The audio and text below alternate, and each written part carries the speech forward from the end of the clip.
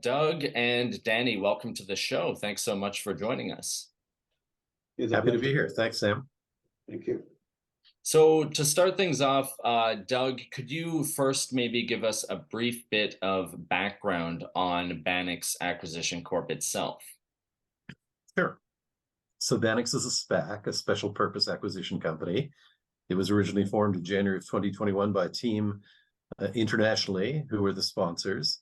Our group took over sponsorship of the SPAC in October of 2022.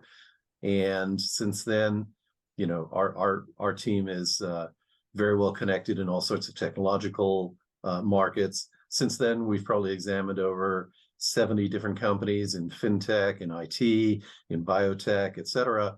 And we made a decision to form a business combination and do a de-SPAC with a company out of the UK that does autonomous electric vehicles. Now, a binding letter of intent was announced earlier this year. I think you were referring to this is the business combination with EV Autonomous Automotive Limited. Can you talk a bit about the company and bring us up to speed on your relationship with those guys? Sure. So EV is a company outside of Manchester in England in a town called Stoke-on-Trent. Steve Lake, who's the founder, is a very renowned expert in the world of electronic automotive parts for autonomous vehicles. What EV Autonomous Group did was a little while ago, they bought out the assets of the system that was deployed at Heathrow Airport for moving people from parking to Terminal 5 and back. So for the last few years, there's been a pod system, an autonomous electric pod system, you know, no drivers, just push the button on the screen, the pod arrives, you get in, you go to the terminal and vice versa. And the company who originally did that under contract for Heathrow fell on hard times, and Steve and his company, EV Autonomous, acquired all the assets. Since then, they have been working with other airports and other facilities. For example, they have some letters of intent with places like Toronto Zoo in Canada, further airports such as Sistra in Brussels, to deploy systems with them as well. What we found fascinating about EV Autonomous is they already had some very interesting patent pending RF-based radar technology around their cars. They're able to measure where their pods are down to a couple of millimeters, which is very precise. The reason we were interested in talking about Apollo with GBT is that Apollo kind of wraps around what EV Autonomous already has. So imagine a shuttle going from point A to point B. The shuttle currently is able to see everything around it safely and maneuver and avoid obstacles, etc. What Apollo gives it is several different dimensions above and beyond that. First of all, Apollo can map the route so that the computer doesn't have to real-time look at the route every time it goes. It knows where it's going. Secondly, there's some features in there that allow for facial recognition, which can lead to, you know, identifying correct people, security, able to see how many people are in a vehicle, able to stop when it gets to maximum load. And these technologies will play not only in the, you know, airport pod scenario, but into markets like shipping ports, moving containers around, security, warehousing, healthcare. So we're very excited about EV Autonomous, and we're very excited about the additional technology that Apollo can bring to it. Now, at this point, let's turn to Danny.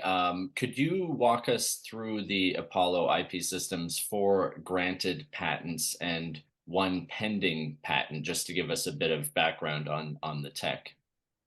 Sure. Apollo, as Doug basically mentioned, is what we call the computer vision system that is based on completely pure RF. We are shooting radio frequency waves in wide varieties, you know, frequencies, and from the reflections, these radio waves hit objects, and we analyze the reflections using artificial intelligence technology. And with this artificial intelligence technology, we are actually constructing an image, a very accurate one of the scanned area. Currently, we have 1 granted patent. Another one continuation is on its way, and we're probably going to plan to do more as we go. This we do in order to strengthen and broaden the IP protection. Again, just the last few words about the technology itself. It actually has a highly advanced AI technology for the imaging. We're also incorporating security, of course, to make sure that the data is secure.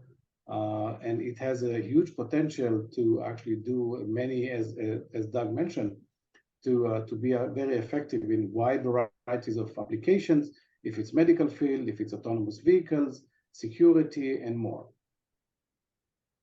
Now, I think that paints a pretty good picture, but given the relative ubiquity of different AI techs these days, what would you say sets Apollo apart from other AI technologies being used in say, the autonomous vehicle space? Well, the Apollo system, mainly on the AI side, there's a big hype nowadays.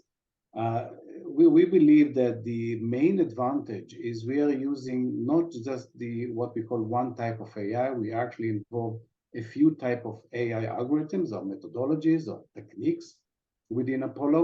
And that goes with broaden type, what we call a supervised learning and unsupervised learning. So we are basically, and that's the biggest advantage of the system. We actually used an unsupervised learning in order to gather data, arrange it, basically make it more readable for the supervised learning to go and do the analysis. So the combination of few concepts of AI for the Apollo system make it very unique. Beside the fact we're actually using few type of algorithms, if it's a recurrent neural networks, we're using convolutional neural network for imaging. So the Apollo encapsulates a few type of AI techniques, methodologies, approaches, and that's what we believe it has a great advantage on other systems. Now, the context for this this conversation we're having is as mentioned, the recently announced patent purchase agreement between GBT Tokenize Corp and Bannix with regard to the Apollo IP system. Doug, could you talk a bit about how GBT came on your radar and moreover, a bit about the financial value of the transaction itself? Well, it's kind of an interesting story how GBT came on our radar because 5 years ago, I used to be the CEO of GBT. So I've known Danny for several years. I've known the management team there. I'm aware of the IP portfolio that they've worked on over time. So when we decided to make the deal, the business combination agreement with EV Autonomous, we reached out to GBT and said, you know, there's something there that we probably need to work on together. As for the valuation, you know, we've gone to market with a valuation of 85 million shares, which is, you know, SPACs are typically trading at about $10 a share before de-SPAC and business combination. So the EV Autonomous deal is an $850 million deal as reported in our filings with the SEC right now. Of course, we'll be doing a fairness opinion to make sure that our shareholders are protected and make sure that that valuation is correct. And what we did with Apollo is we took a look at the various markets and the barriers to entry that other people in the autonomous vehicles would have and assigned a value of approximately $40 million to it, which we think is very reasonable for the patents, and luckily GBT agreed. Danny, can you talk about the significance of selling this IP, the financial value given to the transaction, and kind of how this plays into the overall strategy for GBT and its IP portfolio? Yes, well, we see, of course, a great value for this deal here. If you follow GBT actually for the past, I would say 5-6 years, we are heavily involved into automation for autonomous vehicles in many ways. We did communication systems, we did a few other techniques and technologies, and Apollo, we believe it's our peak. It's our top-notch patent involved with a wide set of actually technical information. And that's one of the nice implementation is the autonomous vehicles. EV was one of the opportunities that we actually were very glad to join, because our technology was tailored particularly for autonomous vehicles. Of course, we also we could use the same technology for other applications, if it's a medical field of security, but autonomous automatic vehicles are one of the highlights. And I believe you could see it in our PRs, for the past many years, that we every time mentioning that, our technology is fit. So this is a great opportunity for us. We believe that we can bring a very high added value to the EV system, make it way more accurate, safer, and effective.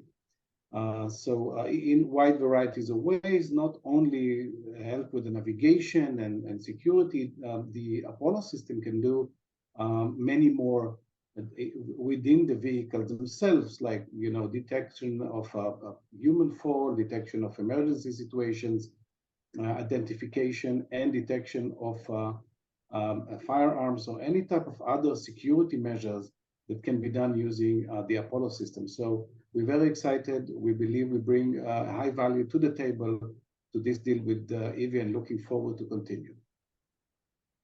Now, Doug, in the press release, you mentioned the potential of the Apollo IP acquisition in allowing Bannix, or indeed EV, to partner with multiple integrators of autonomous vehicles. Could you just expand on this a bit? Sure. So first of all, I think I haven't done justice to the story. I need to cast one more thing for you. What makes EV Autonomous different from all the other electric vehicle companies is they're not going for the passenger vehicle. So they don't compete with, Tesla, Rivian, Polestar, all these guys. So what you do when in marketing, if you want to be a marketing leader, is you define a new market, right? So if you take the on-highway market, then that's all of the names that we all know and love. If you take the off-highway commercial and industrial market, that's a very unexplored market, and that's what EV Autonomous is aimed at and trying to be a leader in. Okay, so I think that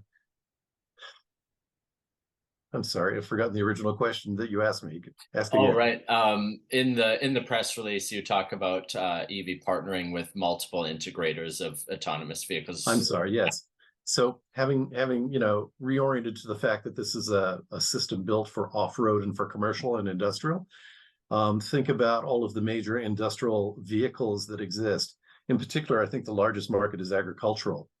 I know that EV is in talks with some major tractor manufacturers and, of course, fleets of vehicles like that. And to be able to take the driver out of it and have those operate 24/7 reliably is a fantastic system. What EV will be doing is they'll be taking the IP, both the Apollo IP from GBT and their own IP, as a control system of the platform and OEMing it into other companies so that they could use it in their vehicles. In the news recently, there's been a big push by Ford to get to an autonomous stage. So there's no conversation going on between us and Ford, but that would be a target, for example, to go and say, integrate our system into your cars and you don't have to build it from scratch. So whether it's, drone fleets, whether it's autonomous vehicles on the ground, et cetera, that's one of the main paths that EV is planning to do to promote their technology. Excellent. Well, gentlemen, that's all I have for prepared questions for this interview, but I'll go one by one. If there's anything, Doug, that you want to add before we wrap up, feel free. I'm just, I've been in technology for 35 years. Danny and I have had many conversations about many different kinds of technologies and gone around the world together promoting it. I'm very excited about the EV autonomous opportunity. Steve Lake, the founder, has worked on Lotus's electric cars, on very high-powered electric cars in Europe.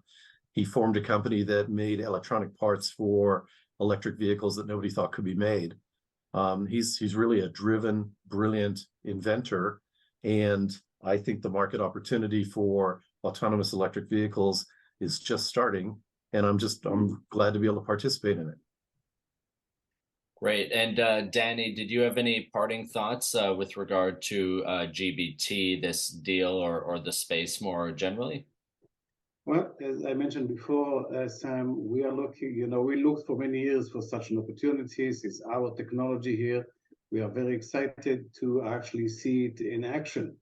You know, we're going to help on the actually implementation and the technical arena here, but we believe that Apollo is a great system to actually be a great benefit for the EV system. We are looking forward to see it live.